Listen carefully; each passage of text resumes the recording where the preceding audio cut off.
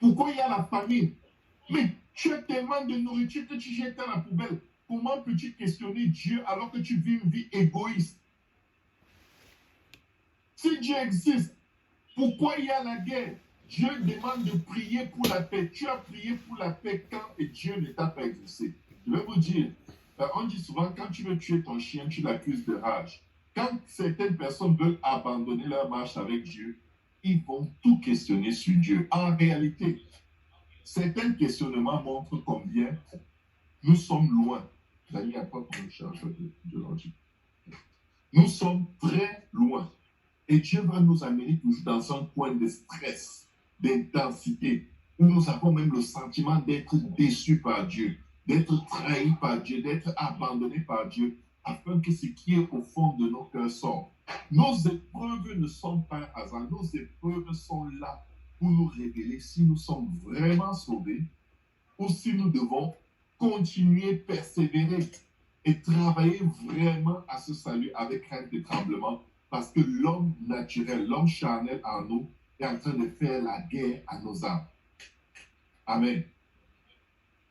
Peuple de Dieu, ne sous-estimons pas les épreuves de Dieu. La Bible dit, quand nous sommes toujours à Éphésiens 2, verset 9, quand nous sommes son ouvrage, c'est-à-dire que c'est Dieu qui nous a fait, ayant été créés en Jésus-Christ pour des bonnes œuvres. Quelles sont les bonnes œuvres pour lesquelles Dieu t'a créé?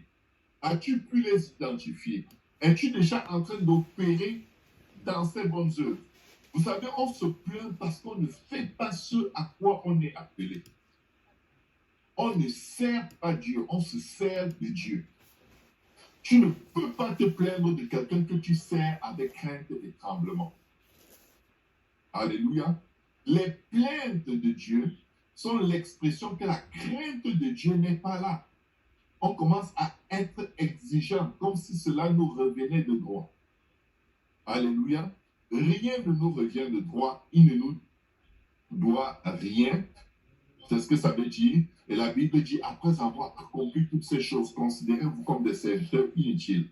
Car nous sommes son ouvrage ayant été créés en Jésus-Christ pour des bonnes œuvres que Dieu a préparées d'avance afin que nous les pratiquions. Mes frères, mes sœurs, Dieu ne nous doit rien. Mais, de même que quand Dieu a créé Adam, la Bible dit qu'il a mis Adam dans le jardin pour le cultiver et le garder. Adam n'a pas demandé à être créé. Adam n'a pas demandé à exister. Mais, une fois que Dieu a résolu de créer Adam, Adam ne pouvait pas se détacher des attentes de Dieu par rapport à lui.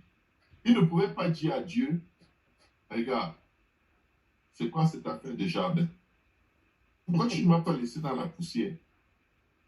Moi, j'aurais préféré être poussière parce que vraiment, tu me mets dans le jardin, du coup, tu me donnes le travail.